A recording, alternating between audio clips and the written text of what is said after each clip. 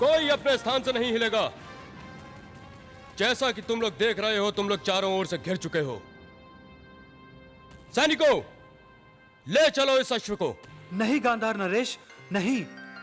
कदाचित आप नहीं जानते कि ये अश्व मित्रता, प्रेम और सद्भावना के यज्ञ का प्रतीक है, और ये यज्ञ आपके संबंधी पांडव पुत्र कर रहे हैं। हम पांडव पुत्रों से मित्रता और सद्भावना का अर्थ अच्छी तरह जानते हैं। हमारी विनती है महाराज कि इस अश्व को छोड़ दिया जाए।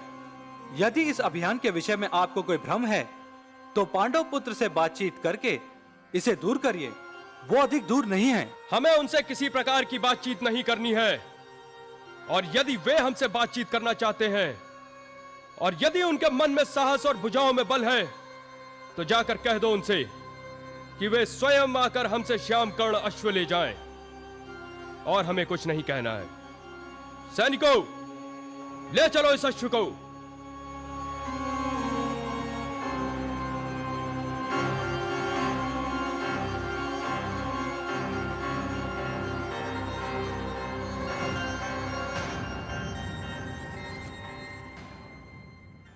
सैनिक,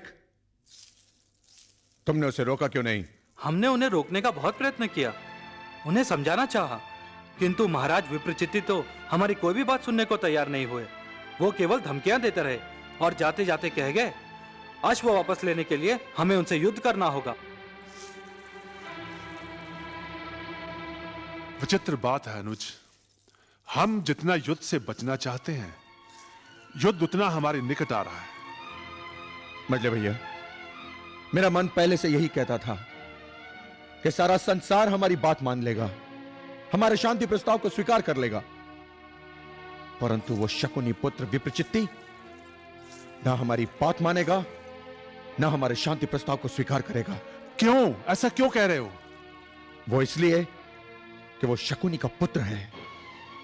पांडवों की शत्रुता उसके रग रग में समाई है। वो अपने पिता की भांति हमारे नाम से भी घृणा करता है। वो हमारी राह में रोड़े अवश्य अटकाएगा। संभव है कि हमारे सैनिकों की बात विप्रचित की समझ में ना आई हो, या उसके समझाने में कोई कमी रह गई हो। हमें स्वयं एक बार जाकर उसे समझाने का प्रयत्न करना चाहिए। इससे कोई लाभ नहीं होगा मजले भैया, कोई लाभ नहीं होगा। पत्थर पसीज सकता है, परंतु शकुनी पुत्र का हृदय नहीं पिघल सकता। सिंधु देश में भी एक बार ऐसी ही घटना हुई थी। बहन दुशल्ला के क्रोध का उत्तर हमने धैर्य और नम्रता से दिया था, और अंत में बहन दुशल्ला का भ्रम भी दूर हो गया था। रक्त पानी से भी अधिक गाढ़ा होता है मजले भैया। दुशाला जैसी भी रही हो, किंतु हमारी बहन है, परंतु विप्रचित्ति से हमारा कोई संबंध नहीं। और मुझे विश्वास है कि वो मामा शकुनी की ही भांति हठ धर्मी और अहंकारी होगा। उससे युद्ध करके उसका सर झुकाना ही होगा। युद्ध तो अंतिम उपाय है अनुज। याद है केशव ने क्या कहा था? केशव के कहने का अर्थ यह तो नहीं ना मजले भैया कि हम किसी भी दुष्ट के चरणों में अपना शीश नवा ले। केशव ने उनसे युद्ध ना करने के लिए कहा था जो हमारी मित्रता को लेकर किसी भ्रम में ना पड़े हो। परंतु यहां तो भ्रम का ही नहीं, बैर का भी प्रश्न है। और जिसका पिता महाभारत के युद्ध का सूत्रधार हो, उससे यह अपेक्षा करना कि वो शांति और मित्रता की भाषा समझे, तो वो तो हमारी भूल होगी मजले भैया। किंतु प्रयत्न करके देख लेने में क्या हानि है? नाग के मुख में अमृत नहीं होता है मजले भैया, विष होता है विष। ऐसा विष जो पल भर में मृत्यु की नींद सुला दे।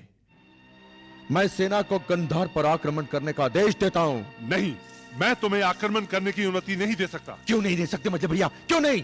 इसलिए कि बड़े भैया ने मुझे तुम्हारे साथ इसलिए भेजा है कि मैं तुम्हारी सहायता कर सकूं, तुम्हें ठीक परामर्श दूं।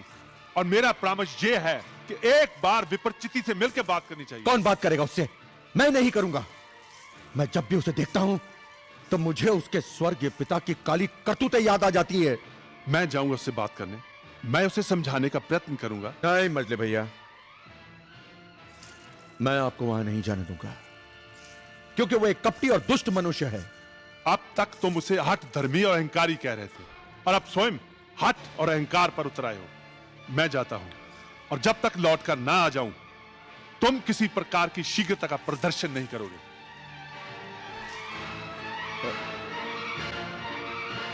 ठीक है मित्र भैया, मैं एक पहर तक आपके लौटने की प्रतीक्षा करूंगा। एक पहर बीतने के पश्चात यदि आप नहीं लौटे तो महादेव की सौगंध, मैं गंधार पर पूरी शक्ति से आक्रमण कर दूंगा। मैं एक पहर तक ही लौट आऊंगा, तुम्हें प्रतीक्षा नहीं करनी पड़ेगी। अब शांत रहो और धीरज रखो, मैं जाता हूं।